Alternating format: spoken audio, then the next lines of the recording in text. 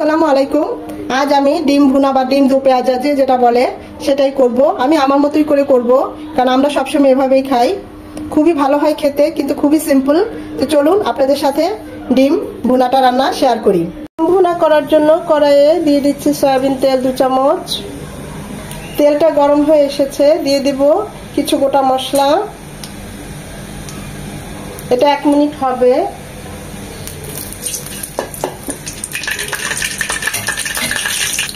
গোটা মশলাগুলো 1 মিনিট ভেজে নেওয়ার পর এটা থেকে একটা অ্যারোমা বের হয়েছে। এখন দিয়ে দিচ্ছি 1 কাপ পেঁয়াজ কুচি। ভুনা বা আদু পেঁয়াজ যেটাই বলে, এক্ষেত্রে পেঁয়াজ কুচিটা একটু বেশি লাগবে। পেঁয়াজটা একদম নরম হবে।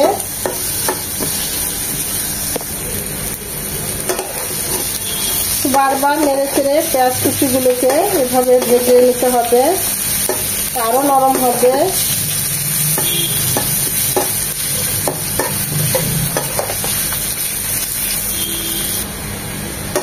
পেঁয়াজ কুচি নরম হয়ে এসেছে, দেখতে পাচ্ছেন লাল লাল হয়ে যাচ্ছে।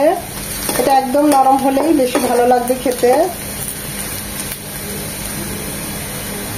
এখন এই পর্যায়ে দিয়ে দিব উঁচু করে 1 চামচ আদা, 1 চামচ রসুন, 2 চামচ আদা রসুন বাটা।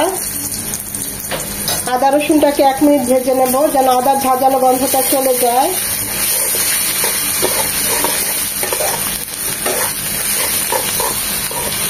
আদা রসুনটাকে 1 মিনিট ভেজে নেওয়ার পর এখানে দিয়ে দিব 1/2 চামচ মরিচ গুঁড়ো, 1 চামচ হলুদ গুঁড়ো, 1 চামচ ভাজা জিরে গুঁড়ো।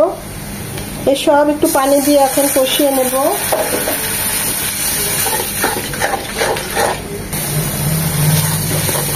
মশলাগুলো দেখুন কষানো হয়ে গিয়েছে। এই পর্যায়ে আমরা এই ডিম সিদ্ধ করে লবণ আর একটু হলুদ দিয়ে মাখিয়ে ভেজে নিয়েছি, সেগুলো দিয়ে দেব।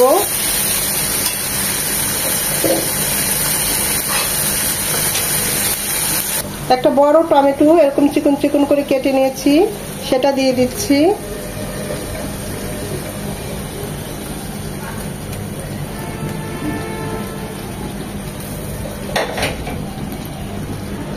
ফুটানো পানি 1/2 কাপ, সেটা দিয়ে দিব। দিয়ে দিব স্বাদ মতো লবণ আর 3টা আস্ত কাঁচামরিচ ফ্লেভারের জন্য। এখন এটা রান্না করব মিনিমাম, সবকিছু যেহেতু আমাদের ডিমটা সিদ্ধ করা আর শুধু পেঁয়াজের দো পেঁয়াজা, তাই এটা খুব অল্প সময় হয়ে যাবে, 10 মিনিট লাগবে। মাশাআল্লাহ, খুব সুন্দর একটা ফ্লেভার চলে এসেছে আমাদের ডিম ভুনা বা দো পেঁয়াজা যে যাই বলি। দেখুন একদম কমপ্লিট। এখন এই পর্যায়ে দিয়ে দিব 1/2 চামচ গরম মশলা গুঁড়ো, দিয়ে দিব ধনেপাতা কুচি। এখানে চাইলে আপনারা 1 চামচ ঘি ছড়িয়ে দিতে পারেন, ফ্লেভারটা খুব ভালো আসবে।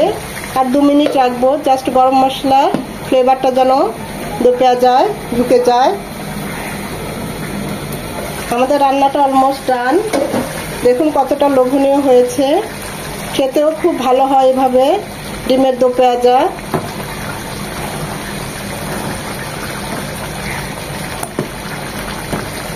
আমরা এখন চুলাটা অফ করে দেব।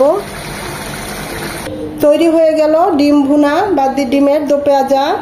আমি একটু পেঁয়াজ বেরেস্তার একটু ধনেপাতা কুচি ছড়িয়ে দিয়েছি ডেকোরেশনের জন্য। দেখুন কতটা লোভনীয় হয়েছে,